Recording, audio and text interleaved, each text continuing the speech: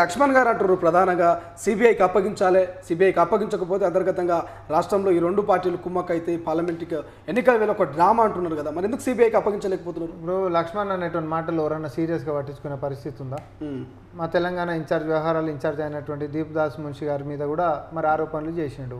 Next day press meet పెట్టి మీలాంటి గట్టి వాళ్ళు అడిగారు, మరి ఆధారాలు ఉన్నాయన్నో, ఎవడు కొన్నాడో చెప్పిండన్నావు, అన్ని నాకు అక్కడ ఉన్నాయి తెలుసు అని అన్నావు. అడిగి మీరు అందుకని మరి ఎవరో చూపెట్టు ఆధారాలు ఉన్నాయన్నావు కదా అని అంటే ఏమన్నారు, ఎవరెవరు చేసుకురో వాళ్ళే బయటికి రావాలంటే ఏమన్నా కొంచెమని ఉందా నీకు?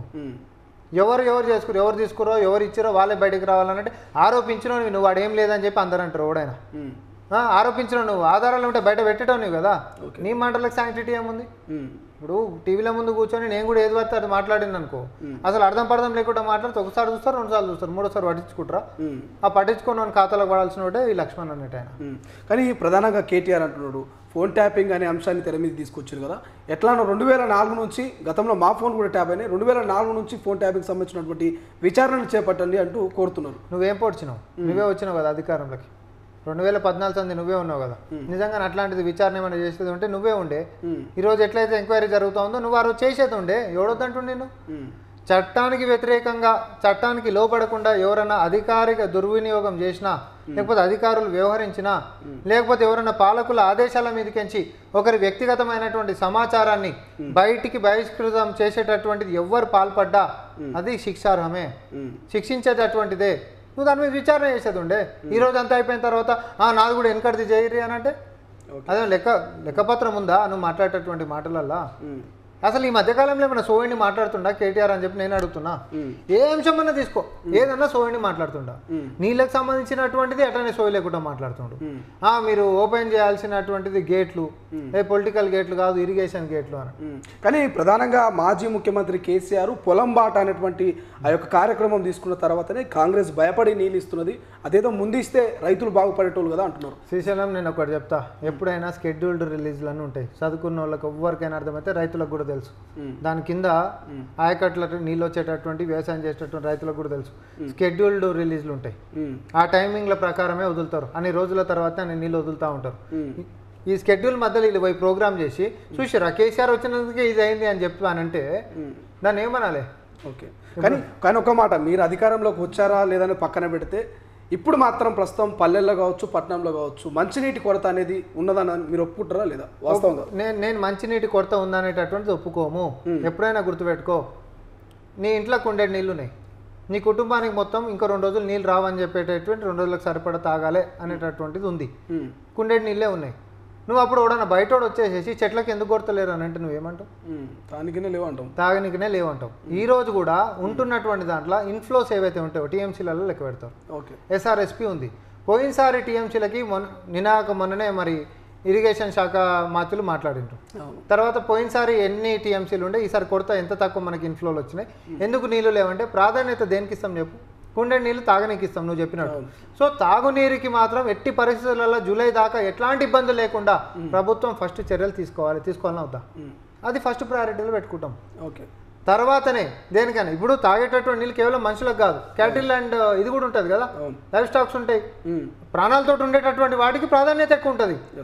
నీటి కొరత ఉంటున్నప్పుడు 2 రకాలుగా మనకి ఈరోజు డ్యామేజ్. ఒకటి కాలం లేదు, ఇది అందరికి తెలిసినటువంటిది.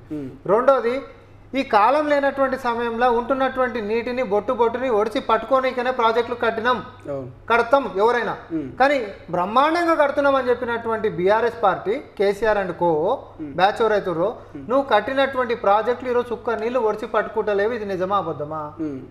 కానీ మరి ఎందుకు ప్రధానంగా మరి నొక్కి చెప్తుంది అలా ప్రతిపక్ష పార్టీ నాయకులు? 10 ఏళ్లలో లేని కరువు, కాలం లేని కరువు, కేవలం కాంగ్రెస్ వచ్చినటువంటి ఈ 100 రోజుల్లోనే ఎందుకు ఈ కరువు వచ్చింది అనేది వాళ్ళు హైలైట్ చేస్తారు. నేను ఒకటి అంట, ఇప్పుడు సామాన్యంగా ఆలోచించేటటువంటి శక్తి లేని వాళ్ళు అని అంటే వాళ్ళు కన్ఫ్యూజ్ చేయాలనే ఉద్దేశంతో అట్లాంటిది పుష్ చేస్తారు. కానీ సామాన్యులు, కామన్ సెన్స్ ఉంటున్న వాళ్ళందరికీ మనకు అర్థమైపోతుంది. కరువు అనేటటువంటిది ఎవరు క్రియేట్ చేస్తారు? కాంగ్రెస్ పార్టీ వాళ్ళు ఏమైనా జోబులలో నింపుకురా నీళ్ళు, లేకపోతే తాగేసేసిర్రా? కాంగ్రెస్ రాగానే కరువు అనేది ఎందుకు వస్తుంది? చెప్పిన కారణం నేను కదే. ఒకటి, వర్షాలు తక్కువ పడడం వల్ల వచ్చేటటువంటిది ఒక అంశం ఉంటే, ఉన్నటువంటి వర్షాలను కూడా ఒడిసి పట్టుకోలేనటువంటి విధానము నువ్వు కట్టినటువంటి ప్రాజెక్టులతోటి ఈరోజు ఈ కరువు దాపరించింది. ఆ పాపం మీది కదా అంటున్నా. ఈరోజు కాళేశ్వరం 1 కోటి ఎకరాలకు నీళ్ళు ఇస్తుంది అని అన్నాడా లేదా శ్రీశైలంకి? ఇది ఒకటి చెప్పు. కాళేశ్వరం 1 కోటి ఎకరాలకు నీళ్ళు ఇస్తుంది అని అన్నావు. ఆ రోజు కూడా మేము అన్నాం ఆ 1 కోటి ఎకరాలు నీళ్ళు ఇచ్చేది లేదు, సచ్చేది లేదు అని అన్నాం. అప్పుడు కూడా కాలం మంచిగా ఉండే. ఎస్ఆర్ఎస్పి కాంగ్రెస్ పార్టీ కట్టినటువంటి వస్తున్న నీళ్ళని చూపించి కాళేశ్వరం అన్నాడు. ఈరోజు ఆ కాళేశ్వరం కూడా ఈరోజు కుంగిపోయింది, కొట్టుకుపోయింది. ఆడ సుక్క నీళ్ళు ఆగేటటువంటి పరిస్థితి లేదు. ఇప్పుడు ఆడికించి నీళ్లు నువ్వు కట్టినటువంటి దాంట్లో ఒడిచిపట్టే విధానం లేనప్పుడు కరువు కాంగ్రెస్ మీద ఎందుకు వేస్తావు? నువ్వు చేసే పాపం కదా.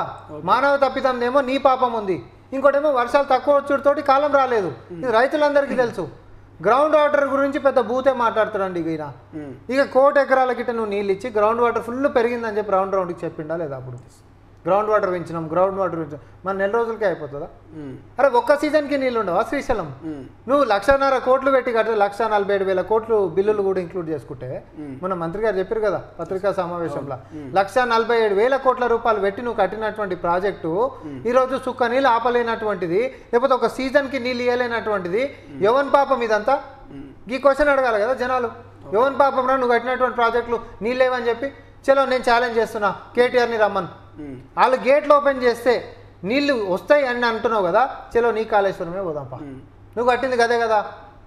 లేకపోతే అన్నారం పోదాంపా, నువ్వు కట్టింది అదే కదా. ఈరోజు కూలి కుంగినటువంటి ప్రాజెక్టులను కట్టి నీటిని ఒడిచిపెట్టుకునేటటువంటి విధానం లేక, పాతది ఏదైతే తక్కువ ఖర్చుతోటి ఎక్కువ నీళ్ళని ఇచ్చేది, ఉత్తరం కెంచి దక్షిణం దాకా ప్రాణహిత చేవల ప్రాజెక్టు నాపి నీ పైసల కక్కుర్తి కోసము ఈరోజు కాళేశ్వరం అని చెప్పి కట్టి దాన్ని కూలగొట్టి ఈరోజు దాని యొక్క నష్టాన్ని ప్రజల మీద వేస్తే ఈరోజు ఎండిపోతున్నటువంటి పొలాలు సాక్ష్యం దానికి. అది జనాల మీద వేస్తా అంటే ఎట్లా? అది కాంగ్రెస్ పార్టీ మీద వేస్తా అంటే ఎట్లా?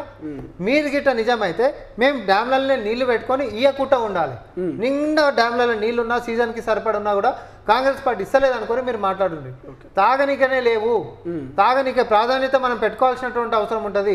దానికే సింపుల్ ఎగ్జాంపుల్తో నేను ఇందాక ఒక కుండతో చెప్పిన, కుటుంబం అంతా 2 రోజులు నీళ్ళు సరిపోవాలి, ఒక కుండె నీళ్ళు ఉన్నాయనంటే తాగనికే పెట్టుకుంటామా, చెట్ల గొట్టనికే పెట్టుకుంటామా? గింతే.